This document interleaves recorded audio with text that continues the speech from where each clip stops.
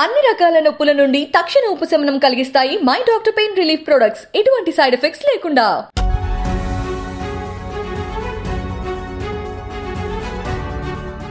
నమస్తే, నేను Kavitha. Welcome to I dream news. తెలంగాణలో ఎన్నికల వేడి రోజు రోజుకు పెరుగుతోంది. పార్టీలు అభ్యర్థుల్ని అనౌన్స్ చేయడంతో పాటుగా మేనిఫెస్టోలని, హామీలను కూడా గుప్పిస్తున్నాయి.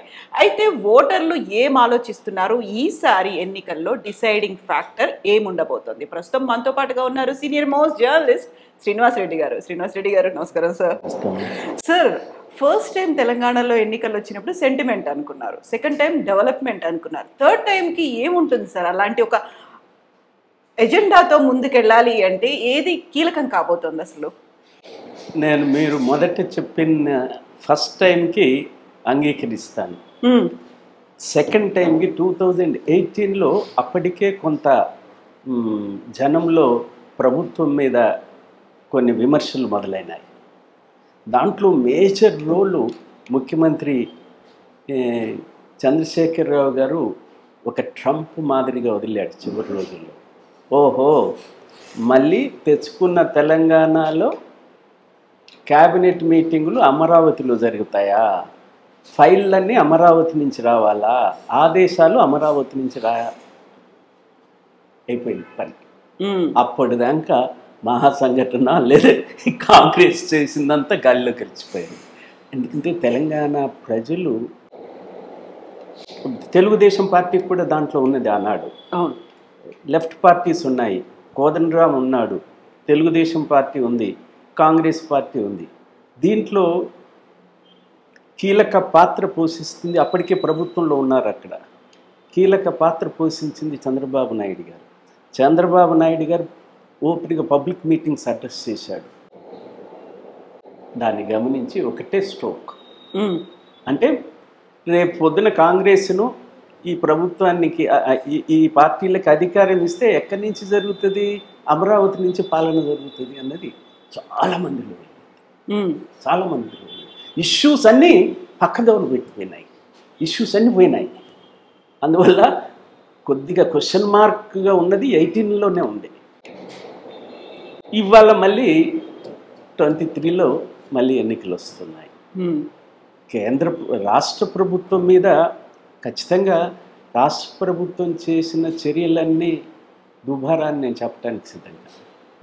మంచి పనులు ఉన్నాయి, ఇరిగేషన్లో విమర్శలు ఉన్నాయి, అవినీతి అన్నారు. గ్రామాలకు మంచినీళ్ళు మిషన్ భగీరథ అన్ని గ్రామాలకు వచ్చింది, అవినీతి అన్నారు. వాటర్ వెళ్ళటాన్ని వద్దనలే ఎవరు, అవినీతి ఉంది అనేది. కాకపోతే కాళేశ్వరం మీద స్థలానికి ఎక్కడైతే సెలెక్ట్ చేశారో ఆ స్థలం కాదు అన్న విమర్శలు ఉన్నాయి. అవినీతి అనే ఒక ఇది చేస్తున్నారు. కానీ నీళ్ళు బారుతున్నాయిగా, మంచినీళ్ళు వస్తున్నాయిగా, కళ్ళ ముందు కనిపిస్తున్నాయిగా.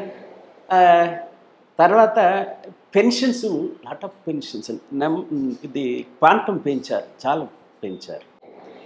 వైఫల్యాలు ఎక్కడ అంటే, ఒకటి ఫస్ట్ అవినీతి ఆరోపణ, అన్నిట్లలో అవినీతి ఆరోపణ బాగా వినవస్తుంది.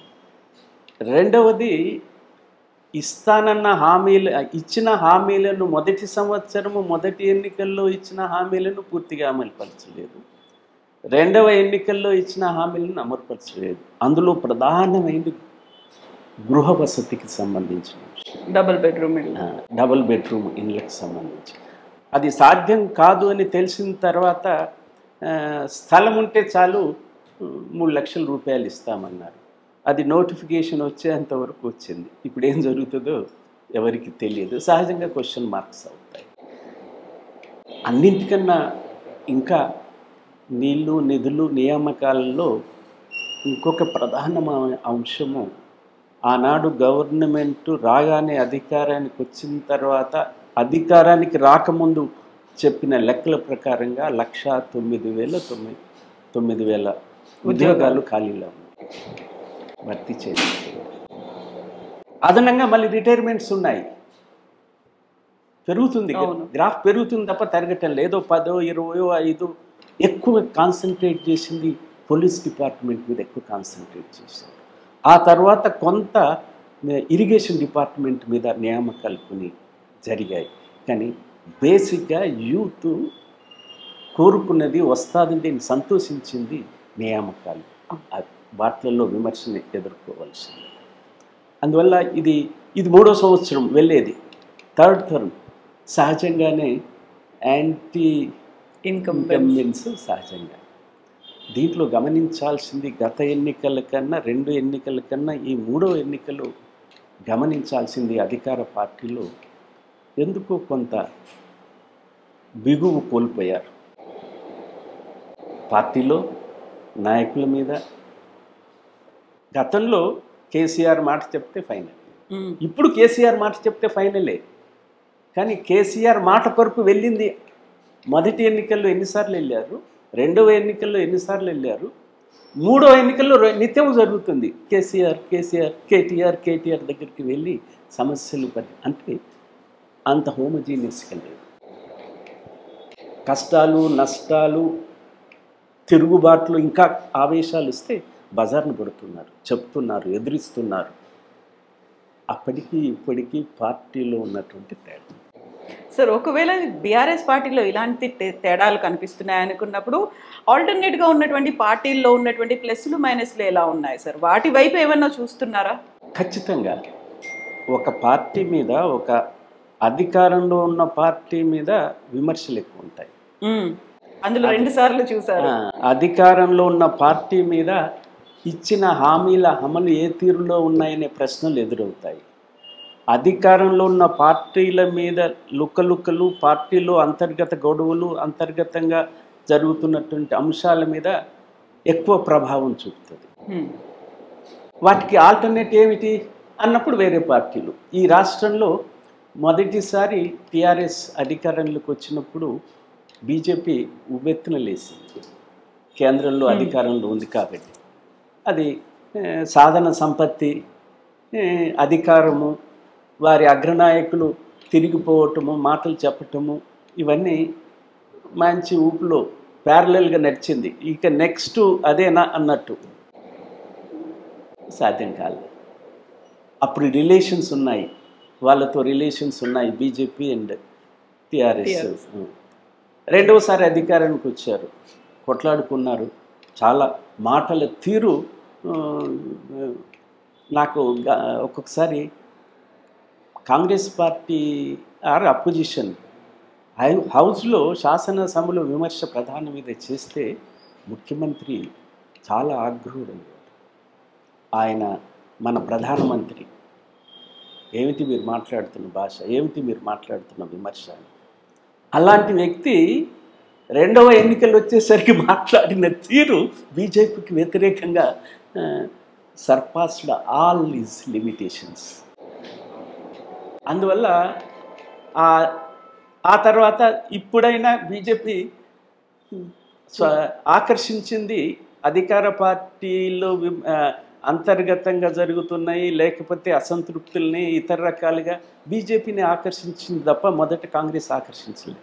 బీజేపీకి వెళ్ళారంతా, ప్రముఖులు వెళ్ళారు అనుకున్నాం. ఇంకా ఉప్పు మీద ఉందని ఇవాళ పరిస్థితి, ఆనాటి పరిస్థితి బీజేపీలో లేదు. బీజేపీ పోటీ, ప్రత్యామ్నాయం, అధికారానికి వచ్చే శక్తి ఉన్న భావన కూడా ఇవాళ కనిపిస్తుంది. వాళ్ళ నాయకులే భావాలను వ్యక్తం చేస్తున్నారు ప్రైవేట్గా మాట్లాడుతున్నప్పుడు. ఇక కాంగ్రెస్ ఊహించలే. కాంగ్రెస్ అసలు అస్తిత్వం ఈ రాష్ట్రంలో ఉందా? ఇంకెక్కడ ఉంది కాంగ్రెస్? ఏమిటి కాంగ్రెస్లో అన్ని పదవులు అనుభవించిన వాళ్ళు అటు బీజేపీకి ఇటు టీఆర్ఎస్కి వెళ్ళిపోయారు. ప్రజలు విశ్వాసం ఉంచి ఎన్నికల్లో గెలిపించిన వాళ్ళు తెల్లవారే ఇంత అవినీతి, లేకపోతే ప్రజల విశ్వాసాన్ని ఇంత విశ్వాసఘాతకంగా వ్యవహరిస్తారని ఎవరు ఊహించలేదు.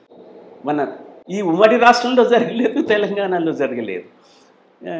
అలాంటి స్థితిలో ఇవాళ కాంగ్రెస్ పార్టీ ఆల్టర్నేటివ్ పార్టీగా, ఇప్పుడు బీఆర్ఎస్ అనేది కాంగ్రెస్ని అధికారంలోకి తీసుకురావద్దు, సముద్రంలో ఉంచేస్తారని చెప్తున్నారు తప్ప బీజేపీని చెప్పటం లేదు. ఎందుకంటే బీజేపీ సమఉజ్జీలో లేదు కాబట్టి. టార్గెట్ మారింది.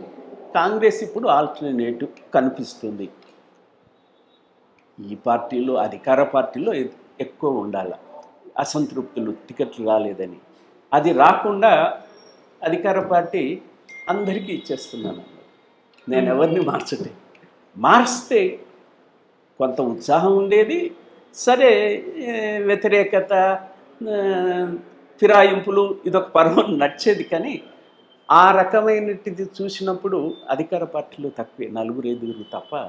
మారుస్తారని ఊహించిన వాళ్ళు కొంతమంది మమ్మల్ని మార్చలేదు అన్న విమర్శలు ఉన్నాయి. ఏదో సర్దుబాటు చేసుకుంటారు. ఇప్పుడు ప్రధాన ప్రతిపక్షం ఆల్టర్నేటివ్గా భావించే కాంగ్రెస్ పార్టీలో మొదలయ్యారు. కాంగ్రెస్ పార్టీలో గతంలో గాంధీ భవనం తగలబెట్టారు, టికెట్ రాలేదు. సో అంత ఎత్తున జరగకపోయినా ఖచ్చితంగా అధికారంలో ఉన్న పార్టీలకి, అధికారాన్ని ఛాలెంజ్ చేసే పార్టీలకు ఇది సహజంగా వచ్చేటటువంటి. వీటన్నింటినీ రాబోయే రోజుల్లో ఎట్లాగా అధిగమిస్తారో ఇంకా పూర్తిగా వెల్లడి చేయలేదు కాంగ్రెస్ పార్టీ. ఇంకా సగం లిస్టు రావాల్సిన అవసరం ఉంది. దాదాపు 50% చేశారు. అవి వస్తే ఒక స్వరూపం ఏమిటి కాంగ్రెస్, ఏమిటి టీఆర్ఎస్, బీఆర్ఎస్. ఇంకా బీజేపీని మర్చిపోవాల్సింది. ఎక్కడన్నా సీట్లు పెంచుకోవడానికి అవకాశం ఉంటుందేమో తప్ప సంఖ్యను పెంచుకోవడానికి ఇప్పుడు యాజ్ ఆన్ టుడే ఉన్న పర్వము BRS versus Congress. But BJP కూడా మేము వస్తాము అనే కాన్ఫిడెన్స్ కనిపిస్తోంది. అందులో బిఎల్ సంతోష్ చాలా క్లియర్గా చెప్పారు, హంగ్ వస్తుంది, హంగ్లో అయినప్పటికీ మేమే ప్రభుత్వాన్ని ఏర్పాటు చేస్తాము అనేది. ఒకటి, యుద్ధం జరుగుతుంది మనకు పాకిస్తాన్కి. పాకిస్తాన్ సైనికుడు ఏమనుకుంటాడు, ఏమనుకోవాలా? ఇది డెమోక్రటిక్ యుద్ధమే. ఈ యుద్ధంలో పార్టిసిపేట్ చేయకుండా ఉంటే ఏదైనా మాట్లాడవచ్చు. యుద్ధంలో పార్టిసిపేట్, డిపాజిట్ కోల్పోయేవాడు కూడా 100 ఓట్లు రానివాడు కూడా గెలుస్తానంటాడు. ఇవాళ ఆ పరిస్థితి బీజేపీకి నాకైతే కనిపించటం లేదు. ఇవాళ బీఆర్ఎస్కు ప్రత్యామ్నాయం బీజేపీ అన్న భావం నాకు ఎక్కడ కనిపించలేదు. ఏమన్నా సర్ప్రైజెస్ ఉండి సీట్లు పెంచుకుంటారేమో తప్ప అధికారాన్ని ఎక్కడ ఊహించడానికి అవకాశం లేదు. అంత ఊపు కూడా లేదు. కొంత రాజకీయ పార్టీలకి ఉద్యమాలు, ఊపో గాలో ఇవి ఉండాలా. అప్పుడు టీఆర్ఎస్కి యువత ఉంది, రోడ్ల మీదకి ఎక్కారు, అన్ని వర్గాలు ఎక్కారు, కనిపిస్తుంది, గెలుస్తాడు అన్న తీరులోనే పెద్ద మెజారిటీ రాలేకపోయింది. కాంగ్రెస్కే ఈక్వల్గా వచ్చింది. ఆ తర్వాత జరిగిన పరిణామాలు మనందరికీ తెలుసు. ఎవరు కొన్నారు, ఎవరు ఎట్లా అమ్ముడు పోయారు. బీజేపీ ఛాన్స్ కోల్పోయింది. ఈ రాష్ట్రంలో బీజేపీ ఛాన్స్ పోయింది. సో ప్రజలు ఏం ఆలోచిస్తున్నారు సార్? అసలు ఏమి చూసి ఓటేస్తున్నారు? ప్రజల్లో ఎక్కువ భాగము వింటున్నది అధికార పార్టీ మీద అంత సానుకూలత లేదు.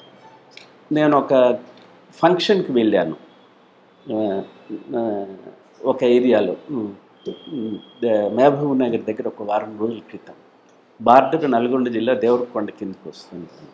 ఒక లేడీ సర్పంచ్ భోజనం చేస్తుంటే అడిగాను, లేడీ సర్పంచ్ అమ్మా, ఆమె భోజనం చేసింది, అమ్మా చెప్పు, అధికార పార్టీకి ఎందుకు ఓటేయకూడదు? నేను అనుకున్నాను ఆమె కాంగ్రెస్ పార్టీ అనుకున్నాను. అధికార పార్టీకి ఎందుకు ఓటేయకూడదు ఒక్క మాటలో చెప్పమని స్ట్రైట్గా చెప్పేసింది. ఈ ఉద్యోగాల గురించి చెప్పింది, తర్వాత హౌస్ సైట్స్ గురించి చెప్పింది, ఈ లోన్ల గురించి చెప్పింది, వీటన్నింటి గురించి చెప్పింది. తర్వాత పక్కన ఉన్న వాళ్ళు విని ఆమె టీఆర్ఎస్ సర్పంచ్ సో ఎందుకు ఓటేయరు, ఎందుకు వ్యతిరేకత అంటే చెప్పుకుంటూ వచ్చింది. అంత సానుకూలత లేదు అని. గ్రామంలో ఉండేవాళ్ళు, మామూలుగా ఉండేవాళ్ళు చూద్దాం ఒకసారి మళ్ళీ కొత్త వాళ్ళని. ఇది పోటీ అంతా దేని మీద జరుగుతుందంటే, మనము రాష్ట్ర ఖజానా ఎట్లాగే ఇద్దాము, ఎట్లా పంచుతాము. అభివృద్ధి ఒక ఎత్తు, రాయితీలు ఒక ఎత్తు. చూడండి, ఇక రానున్న కాలంలో రాజకీయ పార్టీలు అధికారానికి రావాలంటే క్యాపిటల్ ఇన్వెస్ట్మెంట్స్ ఉండే. ఇంకా అభివృద్ధి అంటే మనం ఏమనుకుంటాం, రోడ్డు ఒక అభివృద్ధి, ఎవరు అడగట్టలేదు. ఎన్నికైన సర్పంచ్ తప్ప గ్రామాల్లో అడగట్లేదు, మంచినీళ్ళు కూడా అడగట్లేదు. రావాలని కోరిక వాళ్ళు తీసుకురావాలా, గవర్నమెంట్ ఇస్తుంది, వాళ్ళకి ఎక్కడ రేపు ఇవ్వాలి. వాళ్ళ కోరిక ఏమిటంటే నా పిల్లవాడికి ఉద్యోగం, మా అమ్మాయికి అడ్మిషన్, ఈ పర్సనల్ దీనికి వచ్చేసేసారు. తర్వాత పెన్షన్స్, డబ్బులు పంచాల్సిందే, ఇంకా వ్యక్తులకు పంచాల్సిందే తప్ప రాష్ట్రానికి కాదు. ఒకతను మన్మోహన్ సింగ్ ప్రధానమంత్రిగా ఉన్నప్పుడు ఆయన economic adviser, think from Bengal, ఆయన ఒక సెమినార్లో చెప్పాడు, అవినీతి నిజమే, అవినీతి ఉన్నది. అవినీతిని ఎట్లా అంతమొందిస్తావో చెప్పండి. నా ప్రతిపాదన అవినీతిని ఒక సర్టెన్ పర్సంటేజ్కి దించాల. అంటే తాలూకా ఆఫీస్కి పోతే, మండల ఆఫీస్కి పోతే ఒక 100 రూపాయలు అడిగితే ఇస్తే అది అవినీతి కాదు. 1000 రూపాయలు తహసీల్దార్ అడిగితే ఇస్తే అది అవినీతి కాదు. ఒక 10,000 రూపాయలు జిల్లా అధికారి అడిగితే అవినీతి కాదు. 1,00,000 రూపాయలు స్టాండర్డైజ్ చేయడానికి ప్రయత్నించాడు. అట్లా ఏమన్నా చేస్తే తప్ప చేయటం సాధ్యమా అసలు? 10,000 తీసుకున్నాడంటే ఇది అవినీతి కాదన్నప్పుడు రే 10,000 ఎట్లాగో ఇస్తావు, ఇంకో 10,000 ఇవ్వాల్సిందేగా. నువ్వు ఈ రాయితీలకు ఖచ్చితంగా కొన్ని రాయితీలు ప్రజలకు ఇవ్వాల్సిందే. కానీ ప్రభుత్వ ఖజానాను పంచటానికి నేను వచ్చాను అనే తీరులో ఇచ్చే హామీలు ఉన్నాయే, అది ఇవ్వాలి కాకపోయినా రేపైనా. ఇప్పటికే సుప్రీంకోర్టుకి వెళ్ళింది, ఎలక్షన్ కమిషన్కి వెళ్ళింది. సుప్రీంకోర్టు మాది కాదు, ఎలక్షన్ కమిషన్ మాది కాదు, పార్లమెంటే దాంతోనే ఎన్నిక అవుతుండే. వాళ్ళు ఎందుకు పోతారు దానికి దూరంగా?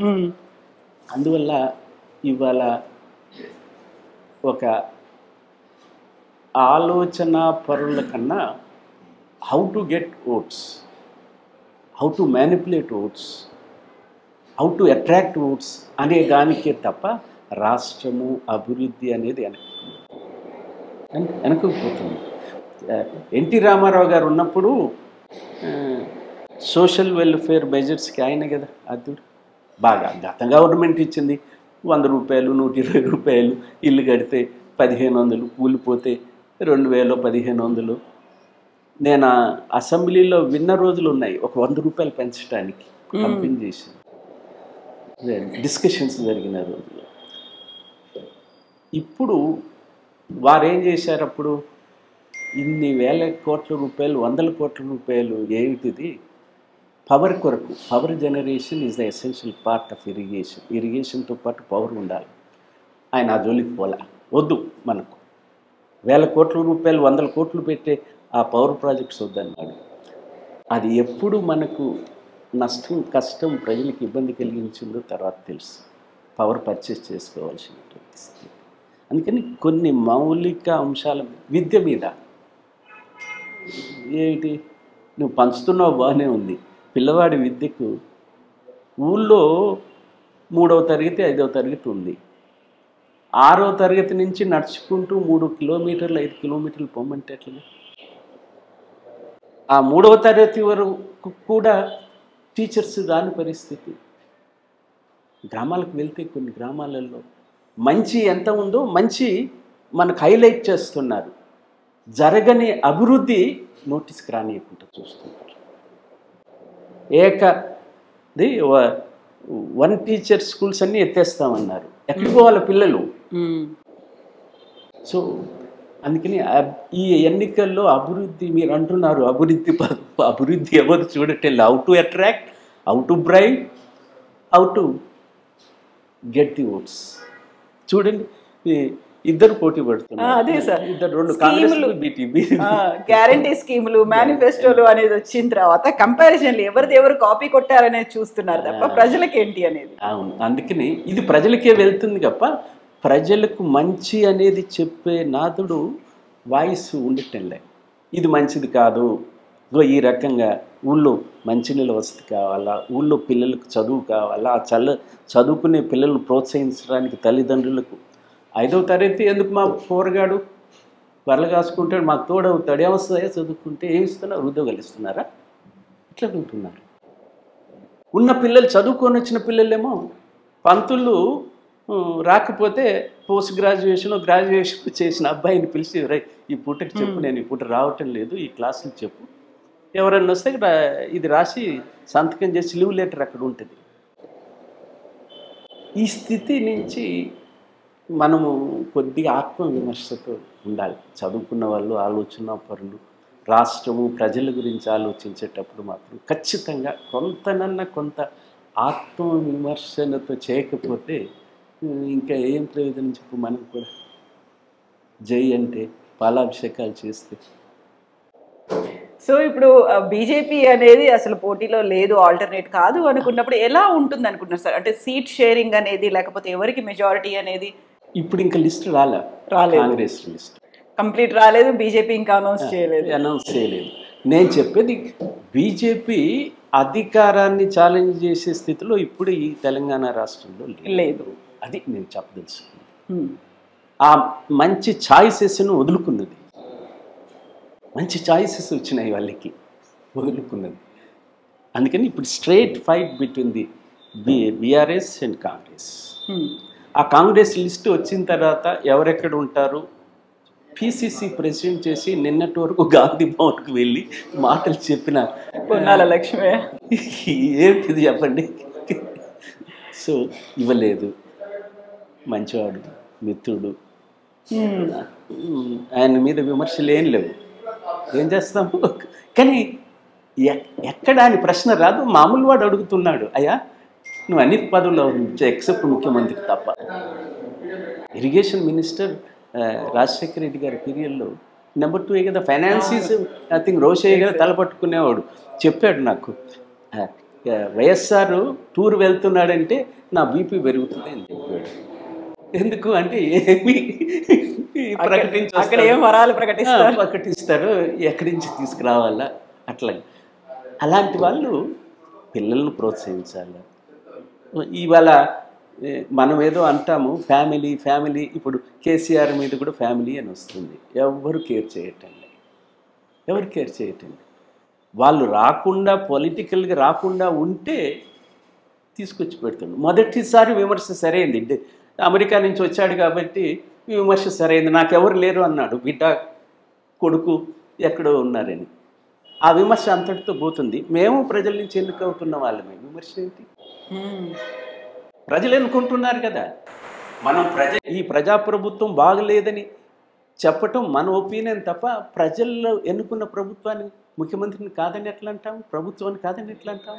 అందుకని ప్రజలు అది ఎడ్యుకేషన్ చేయటంలో వైఫల్యము. విమర్శించే వాళ్ళకు కూడా వెనకపోతే, వాళ్ళ పార్టీలు వెనకపోతే అలాంటి వాళ్ళే ఉన్నారు కుటుంబాల నుంచి. అందుకని కొన్ని అవుట్డేటెడ్ విమర్శలు అవి. సో ఆ రకంగా చూసినప్పుడు ఇవాళ ఉన్న పరిస్థితుల్లో రేపు కాంగ్రెస్ ప్రకటించిన తర్వాత, బీజేపీ ప్రకటించిన తర్వాత ఏమిటి అనేది, బట్ స్ట్రేట్గా ఇప్పుడు మాత్రం fight between these two. So is it too early sir? ఇప్పుడే మనం ఎంత టికెట్లు లేకుంటే ఎంతమందికి సీట్లు వస్తాయి అనుకోవడం అనేది? That is true. ఇప్పుడు ఉన్న వాతావరణాన్ని చూస్తే మాత్రము బీజేపీ 3rd, కాంగ్రెస్ 2nd, అధికారంలో ఉన్న పార్టీ 1st. సో ఆ రకంగా జరుగుతుంది. ఏ రూపం తీసుకుంటాయో, ఏ విమర్శలు, ప్రజలంతా దీన్ని స్వీకరించరు. నవంబర్ 30th ఓటింగ్కి వెళ్ళే నాటికి వారం రోజులకి ముందు ఏమిటి ఇష్యూస్ అనేది అప్పుడు తేలుతాయి. ఇప్పుడన్నీ జనరల్ విమర్శలే, రోజు వచ్చే విమర్శలే. ఇంకా మనం కోరుకునేది ఈ రాజకీయ నాయకుల్ని కొద్దిగా భాష గౌరవంగా ఉండండి. భాష ప్రజలు వింటున్నారు అంటారు. ఏముంది ప్రత్యయం వినకుంటే చెవులు మూసుకుంటారా, కళ్ళు మూసుకుంటారా?